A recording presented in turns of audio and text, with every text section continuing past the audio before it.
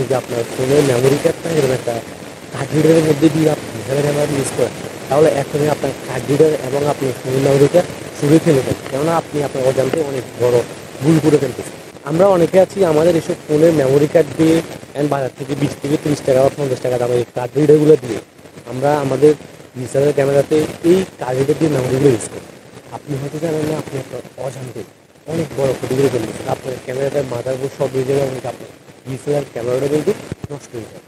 এখন ফার্স্টে বলি, আপনি যখন এমন কার্ড রিডার দিয়ে এরকম মেমোরিগুলো ফোনের মেমোরিগুলো ইউজ করেন, তখন কিন্তু আপনার যে মেমোরি ঘাটটা আছে আপনার ডিএসএলআর ক্যামেরাতে, ওই ঘাটটা কিন্তু খারাপ বা নষ্ট হয়ে যেতে পারে।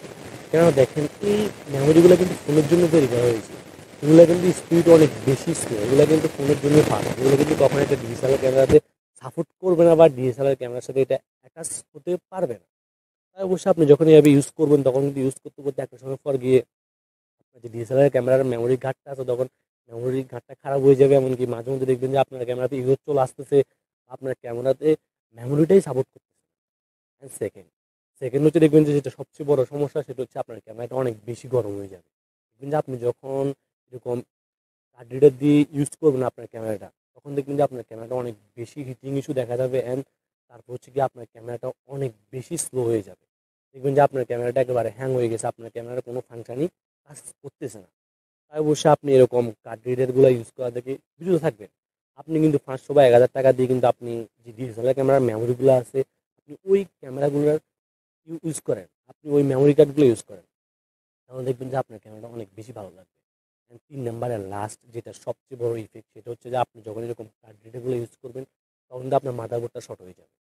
আপনার ক্যামেরা যখন গরম হবে, গরম হতে হতে একটা সময় পর গিয়ে আপনার ক্যামেরার যে মাদারবোর্ডটা আছে মাদারবোর্ড শর্ট হয়ে যাবে।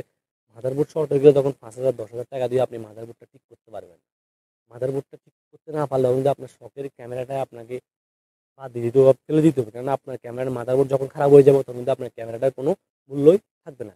তাই অবশ্যই আমি আপনাদেরকে সাজেস্ট করবো আপনারা কখনোই এমন কার্ড রিডারগুলো ইউজ করবেন না। আপনি 500 বা 1000 টাকা ইনভেস্ট করে 16 জিবি নেন, 16 জিবি একটা মেমোরি কার্ড আপনি ইউজ করেন আপনার ক্যামেরাতে, এগুলো অনেক বেশি ভালো থাকবে আপনার ক্যামেরাটা, কোনো প্রকার হ্যাং বা কোনো প্রকার কোনো ইস্যুই দেখা দিবে না। ভিডিওটি ভালো লাগলে অবশ্যই একটি লাইক করে দেবেন। আর আপনি যদি আমাদের ইউটিউব চ্যানেল যদি নষ্ট হয়ে থাকেন তাহলে অবশ্যই আমাদের ইউটিউব চ্যানেলকে সাবস্ক্রাইব করে দিবেন। আর ভিডিওটি যদি আমাদের ফেসবুক পেজ থেকে দেখে থাকেন তাহলে অবশ্যই আমাদের ফেসবুক পেজ থেকে লাইক এবং ফলো করে দিবেন।